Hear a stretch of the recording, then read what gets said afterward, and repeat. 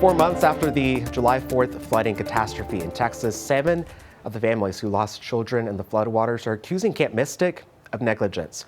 They filed the first lawsuit since the disaster. Part of the camp that is sits along the river that flooded after the heavy rain. Camp Mystic says it plans to open again next summer on a part of the property that did not flood in July. Jason Allen has more. The terrifying flash flood deaths of 25 girls and 2 camp counselors were due to the negligence of camp owners and were entirely preventable, according to 2 new lawsuits. This wasn't an act of God. This was an act of pure complacency. Back in August, Blake Bonner told Texas lawmakers that his daughter Lila paid the price for following an emergency plan at Camp Mystic that was destined to fail. The girls were among 135 people who died in flash flooding across Texas that morning. When I think about the trauma and fear that our girls endured, it makes me physically ill.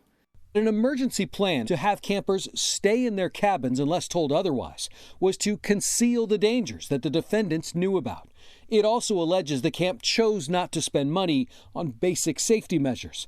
And after the first flash flood warnings were issued, the suit says rather than turning to the cabins, they convened the grounds crew and started securing equipment. Matthew and Wendy Childress' daughter Chloe was one of the 2 counselors who died. And those 2 girls would have taken the 13 tiny children in their care up the hill and into safety. But because the rule was to stay in place, they stayed in place, and it cost all of those children, and Chloe and Catherine, their lives. In response to the lawsuits, legal counsel for Camp Mystic said, "We intend to demonstrate and prove that this sudden surge of floodwaters far exceeded any previous flood in the area by several magnitudes."